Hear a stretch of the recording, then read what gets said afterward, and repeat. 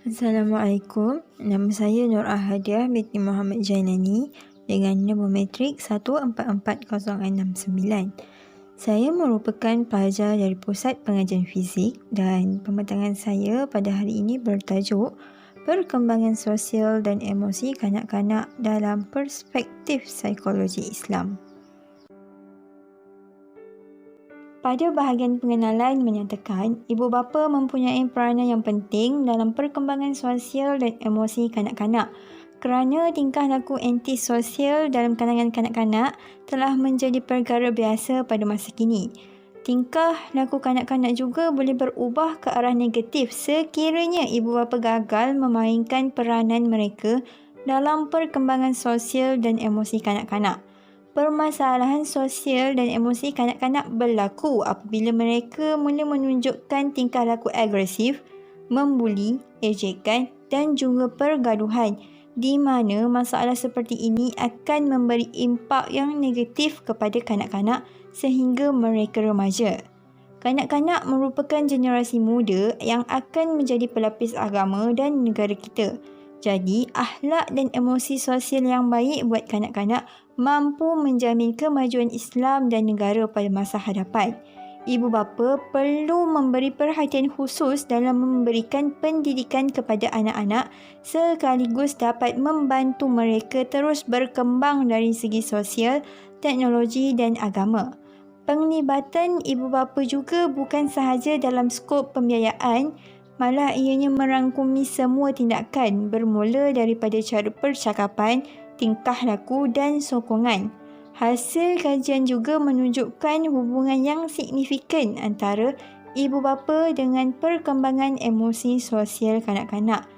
Jadi boleh dikatakan semakin besar peranan ibu bapa, semakin baik perkembangan emosi sosial anak-anak. Seterusnya ialah perkembangan emosi sosial kanak-kanak dalam Islam. Perkembangan sosial berkait rapat dengan perkembangan emosi dan perkembangan emosi sosial ialah perkembangan yang melibatkan perhubungan dan interaksi dengan orang lain melalui perasaan yang diungkapkan oleh seseorang terhadap orang lain dan kebolehan mereka mengembangkan tingkah laku sosial dan mengawal emosi. Menurut Imam Al-Ghazali, terdapat 3 tahap perkembangan emosi sosial kanak-kanak dalam Islam. Peringkat pertama, dari kelahiran hingga umur 7 tahun. Peringkat kedua, dari umur 7 tahun sehingga umur 15 tahun. Dan peringkat ketiga, dari umur 15 tahun dan ke atas. Kita pergi pada peringkat pertama. Peringkat pertama bermula sejak lahir sehingga kanak-kanak berusia 7 tahun. Dan pada peringkat ini, ibu bapa disarankan untuk mengajar etika kepada kanak-kanak. Ibu bapa boleh mengkhususkan pendidikan kanak-kanak melalui pemberian rangsangan, peniruan dan gerak balas kerana perkembangan kognitif kanak-kanak masih belum sempurna pada usia ini. Contoh rangsangan yang boleh diberikan oleh ibu bapa ialah pembiasaan tingkah laku yang terpuji dan tata cara pemakanan. Jadi, kanak-kanak ini akan meniru dan mempamerkan tindak balas terhadap cara pemakanan yang sama seperti yang ditunjukkan oleh kedua ibu bapa itu tadi. Rangsangan tersebut mestilah dilakukan secara berulang kali agar tingkah laku itu tercatat dalam minda kanak-kanak. Seterusnya, peringkat kedua bermula dari usia 7 tahun sehingga 15 tahun di mana kanak-kanak ini telah mencapai peringkat tamyiz iaitu kanak-kanak sudah mempunyai keupayaan untuk membezakan perkara yang baik dan perkara yang buruk. Pada peringkat ini, perkembangan kognitif kanak-kanak lebih baik walaupun perkembangan mereka masih belum sempurna dan pengawasan ibu bapa mesti ditingkatkan pada peringkat ini. Dalam fasa ini juga, ibu bapa boleh mengajar anak-anak akan segala yang telah diperintahkan dan dilarang oleh Allah kerana pada peringkat ini, kanak-kanak sudah dapat berfikir secara konkret dan membolehkan anak-anak faham apabila ibu bapa memberikan penjelasan berkaitan sesuatu perkara.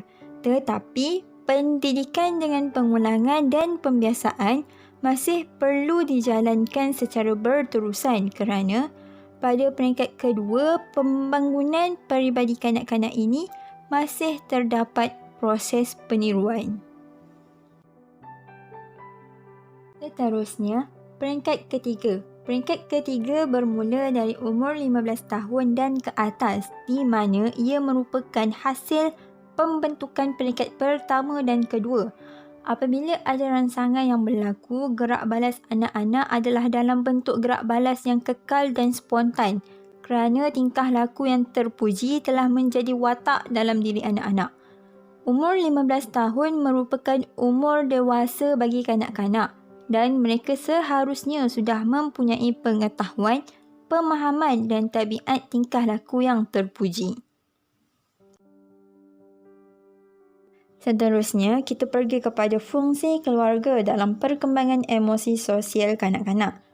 Fungsi keluarga yang pertama adalah fungsi afektif, di mana fungsi ini merupakan fungsi keluarga yang utama iaitu untuk mengajarkan segala sesuatu untuk mempersiapkan anggota keluarga berhubungan dengan orang lain. Fungsi ini sangat diperlukan untuk perkembangan individu dan psikososial anggota keluarga. Fungsi yang kedua adalah fungsi sosialisasi di mana fungsi ini berguna untuk membina dan melatih sosialisasi pada anak, membentuk norma-norma tingkah laku yang sesuai, meningkatkan perkembangan anak dan meneruskan nilai-nilai budaya keluarga.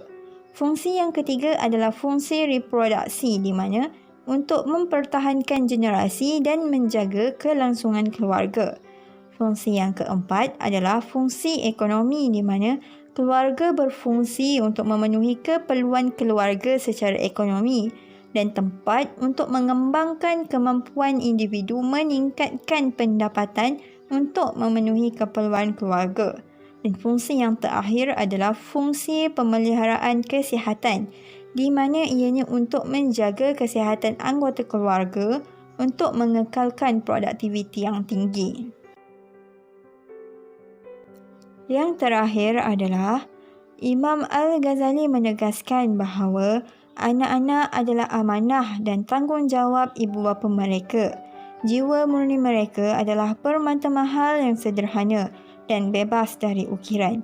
Anak-anak boleh menerima setiap ukuran dan cenderung kepada apa yang cenderung kepada mereka. Sebagai kesimpulannya, ibu bapa haruslah memainkan peranan dalam menjadi dan menyediakan tenaga pendidik kepada anak-anak untuk membantu proses perkembangan emosi sosial mereka. Sekian sahaja daripada saya. Terima kasih.